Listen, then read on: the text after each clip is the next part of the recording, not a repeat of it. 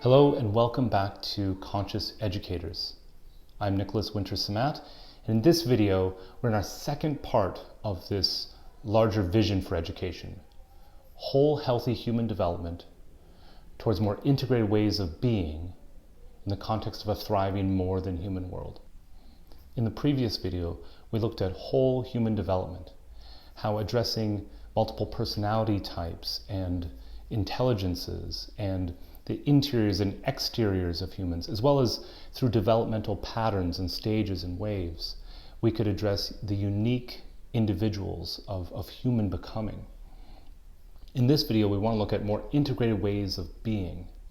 And to do this, I want to look at the old story or the current paradigm and how that is waning, and there's this new paradigm or more integrated way of being that is emerging.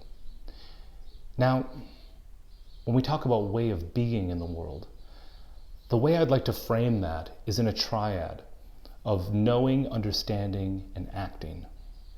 I think that it's from these three spaces that creates not just our worldview, but our way of being in the world. So knowing we could call ontology, and is how we know what is in the universe, what exists, what is real. This leads to a way of understanding the world and our experiences and putting together how does this all fit and how does this work in my experience. This then leads to a way of acting and behaving in the world. So in the old story, the story of separation, as Charles Eisenstein calls it, in comparison to the story of interbeing we're moving into, the story of separation is based on a way of knowing the world that is quite dualistic and is reductionistic. Everything can be reduced to a simpler form and reduced down to matter and particles. This is around scientific materialism, where everything is just material and matter, and we are separate selves that can observe the objective universe. We can observe others, we can observe behavior, we can observe objects, but we're not included or involved in that. Now, of course, in quantum physics and quantum biology, we're starting to understand that that's not the whole story. Anyway, this moves to a way of understanding the world that we could say is epistemology. This is a way of understanding the world that is very mechanistic, has linear cause and effect, direct relationships. Things are often in hierarchies and structures, and life is made from autopoiesis, or self-making systems, separate systems that self-make.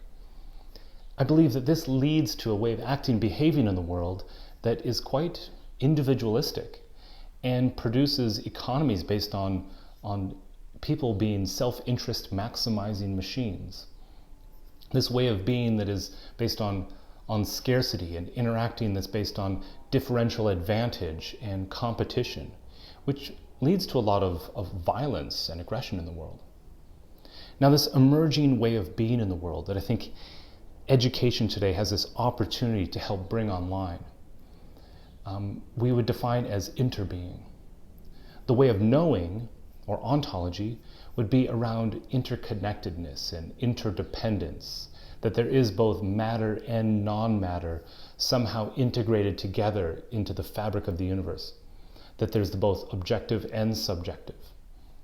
This leads to a way of understanding our experience in the world as ecological. Things are in webs of connection, systems theory, or holarchies, where there's nested systems within systems, and sympoiesis, where we're actually making each other together, and that there is no linear one direction relationships, but it's mutuality and working together.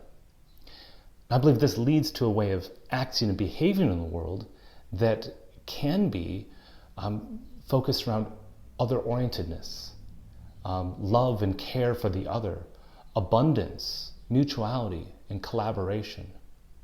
So I believe this is the space that education can move us into, but we have to address all three of these: the knowing, the understanding, and the acting and behaving. Of course, these work in a cycle. From our new way of acting and behaving, we can then return back to a deeper way of knowing the world and how it works. So these cycles can be in cycles of transformation. And we'll address that in another video on this transformative paradigm. So thanks for watching. In the next video, we're going to look at the last phrase of this bigger vision for education, which is the context of a thriving, more than human world. I'll see you then.